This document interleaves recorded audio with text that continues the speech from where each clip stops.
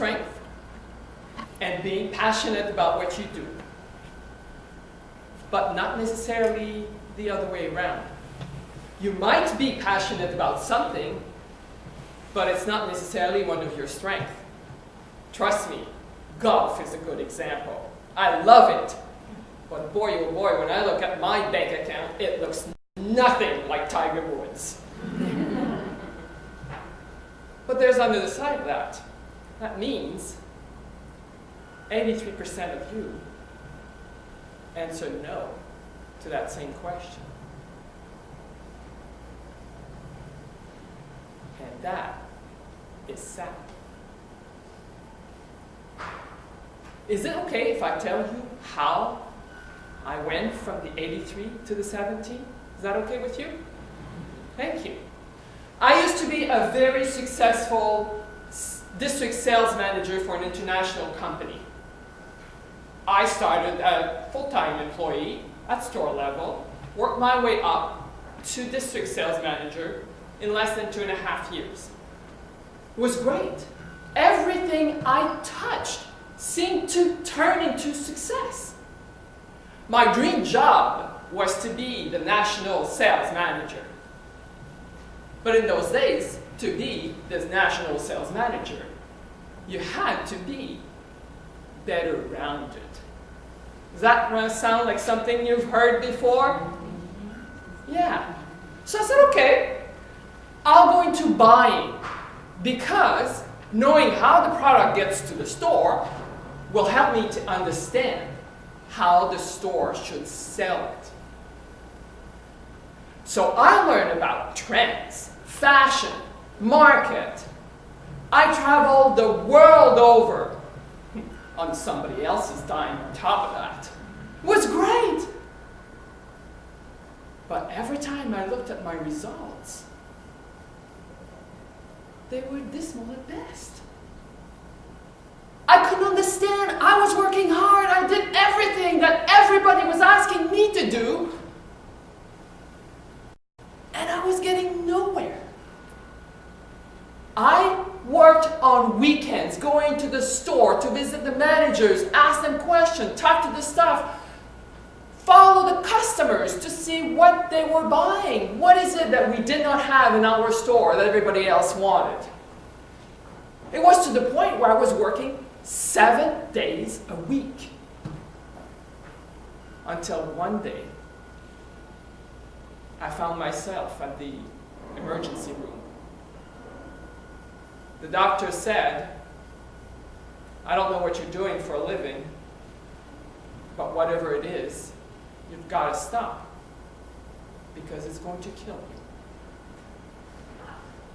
I don't know about you, but when you're in your 30s and everything that you ever took on, you've accomplished. Everything that you set your mind to, you've done. And all of a sudden, your dream job is right there, and somebody comes in and crushes it. It was pretty devastating. My self-esteem went out the window. I did not know what was wrong. So of course, I seek understanding from somebody, from somewhere. So I started to read books on self-improvement. And I came across Now Discover Your Strength by Marcus Buckingham. And that's when I went from 83% to 17. If I'm here today on this stage talking to you, it's because this is one of my strengths. If I was to ask you, what are your strengths? Would you be able to tell me? Maybe one, maybe not. What happened to you? When you were a kid, you knew exactly what your strengths were. You were using them every day. You were happy. You were go-getters. You had that energy in you. you were ready to conquer the world. What happened? What happened? You went to school. That's what happened. Remember when you were in your grade 1, 2, 3, your teachers kept on saying, stop playing. You gotta have good marks, because if you don't have good marks, you're not gonna get to the next grade. Does that sound familiar? Uh-huh. And what happened when you brought those report cards home? Maybe some of you tried to hide them. But most of your parents in those days would say, didn't you receive your report card? No. Come on, you received your report card. And they look at this and say, wow, good job, Mary. A B in English, that's good. What's this? A D in math? Come on, Mary, you can do better than this. What's wrong? You have to apply yourself. Does that sound like something you've heard? Yeah. Have you said that to your own kids? No, of course not. Then you went to college. At least in college, you had the chance of choosing some of your subjects. But what happened? Even then, you still had to have good marks, because if you did not have good marks, you would not get a good job, right? It was linked. Good grade, good job. I wonder if our students today think that way.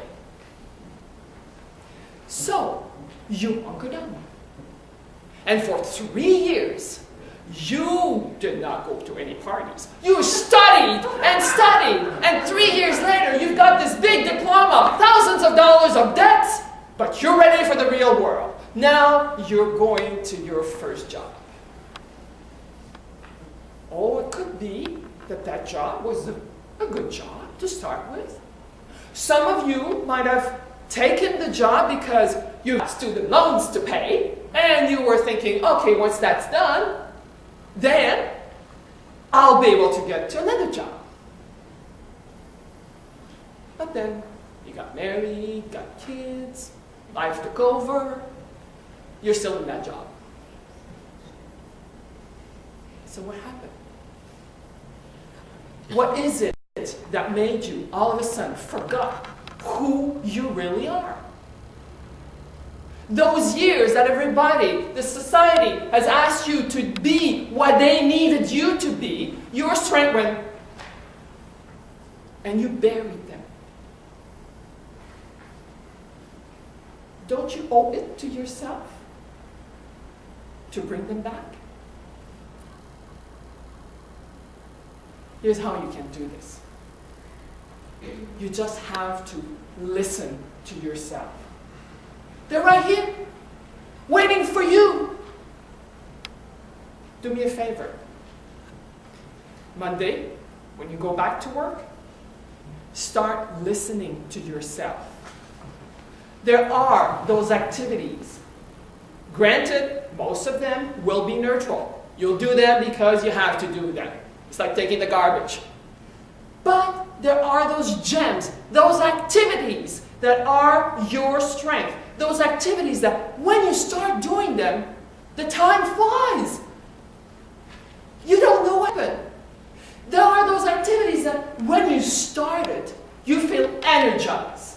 You feel like, wow, I can do this. Your results are good.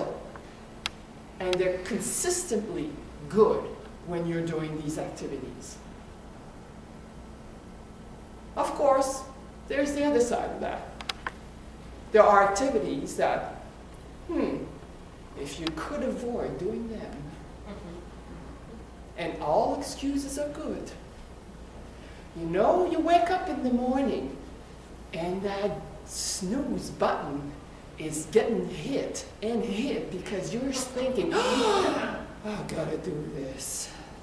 And all of a sudden, that cup of coffee that you've left on your desk, dirty, wow, all of a sudden it's time to go and clean it. Don't tell me you've never done that, come on. And the next guy in the cubicle that you hardly talk to, all of a sudden his conversation is the best you've ever heard. Those are your weaknesses. And your body is telling you which one are which. You just have to listen. And when that happens, when those activities that are energizing you, where you are the most productive, write them down. Over time, you will see a pattern. That pattern speaks to your strength. There's a side effect to this, actually. The side effect is you're going to be happier and you'll have more energy. So look out, family, we're coming.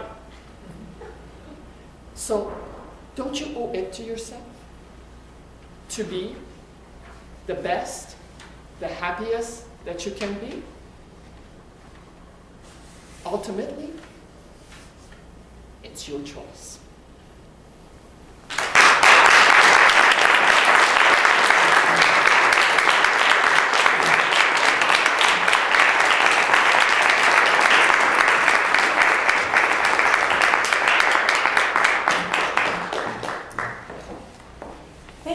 Jocelyne. And now for the first place winner of our auditions, it gives me great pleasure to introduce our next speaker. Blake Fleischhacker has been a TEDx conference host, a featured TEDx speaker, and has shared the stage with CBC's Rick Mercer. He is the author of Campus Gets Wasted and co-author of The Art and Science of Success.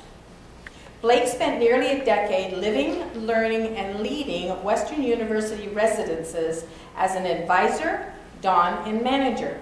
He lived with over 6,000 roommates in his university days. In addition to his career as an author and a speaker, Blake has won one half of the acoustic opera with fellow Western grad David Anderson, who has a Bachelor of Music from 2008. Fleischhacker and Anderson tour schools throughout Southern Ontario with a 1-hour anti-bullying program using song, dance, and storytelling. Their message is that weird is awesome. Please help me welcome Blake to the stage with his presentation, Astronauts in Coffee Shops.